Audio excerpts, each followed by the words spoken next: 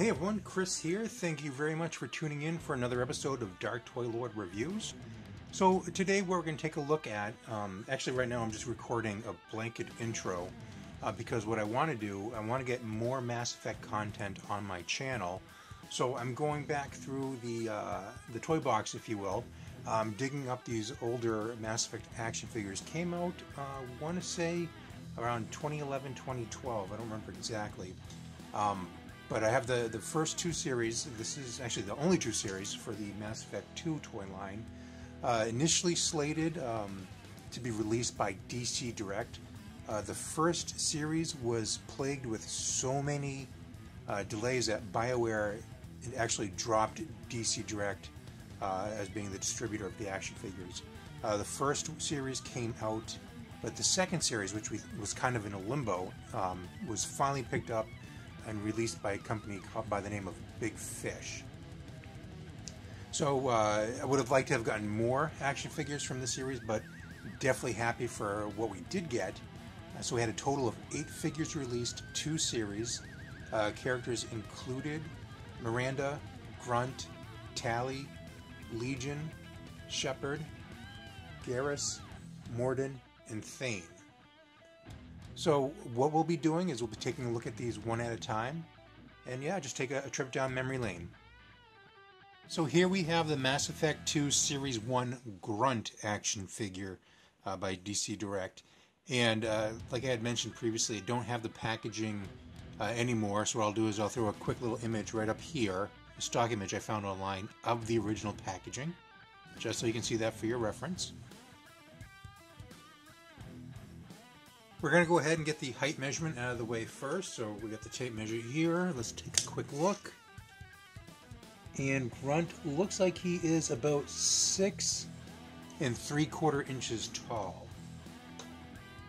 Accessories included with Grunt include this display stand, but honestly Grunt is so sturdy on his feet, there's very little risk of him falling over, so you most likely won't need this.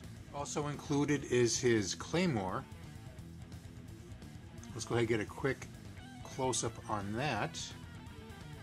So as you can see, they have a lot of detail, a lot of nice detail put into the sculpt of this weapon, and also some nice paint apps here and there.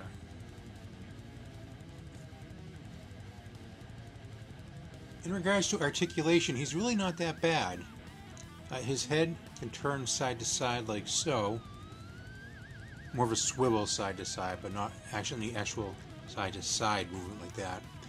His shoulders, as you can see, they have a little bit of a swivel here. Motion is restricted because of this fixed shoulder pad. So up and down a little bit, plus they can swing out. He has a hinge here for his elbow. And it gets not a full 90 degrees, but it comes pretty close. And then his wrist. I think the wrist is a ball joint. As you can see, it moves in all directions. All these joints are duplicated on the other arm. He has waist articulation right here. Also has hip articulation back and forth.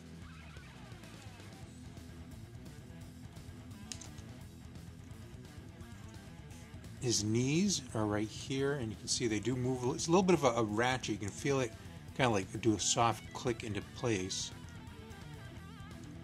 Not a whole lot of range here, but does have some. And then you come down here to the feet. You can see you can swivel the feet back and forth.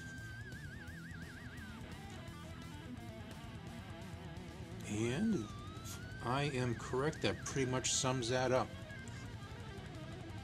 So as you can see, he has a hole in his right foot, and then of course the display stand has the peg. So you just go ahead and toss that on like so.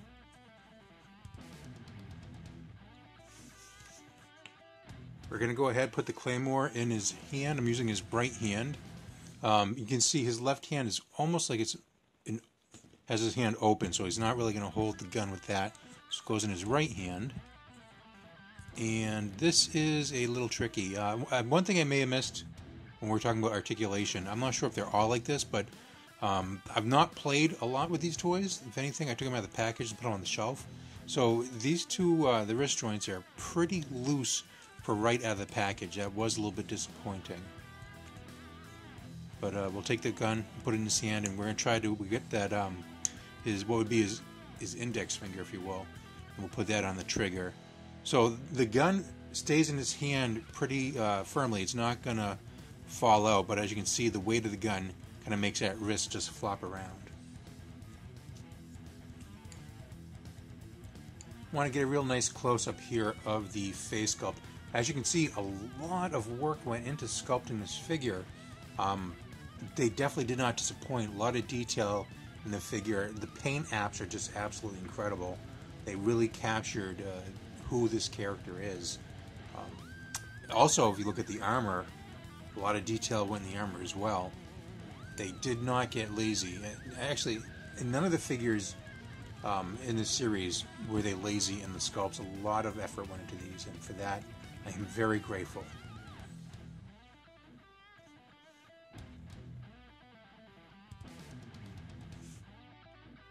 So there you have it, Mass Effect 2 Series 1 Grunt action figure by DC Direct. So there are some quality issues with the toy. Again, I don't know if it's just mine or if it was widespread. His wrists are extremely loose, both left and right hand, but other than that, it's a decent toy. All the other joints are nice and tight. The hands down, the sculpt, the paint, absolutely incredible. This is Grunt. It's not like you look at it and say, maybe that looks like Grunt. No, this is definitely Grunt. They did a great job capturing the character's likeness. So these toys have been out for a couple years.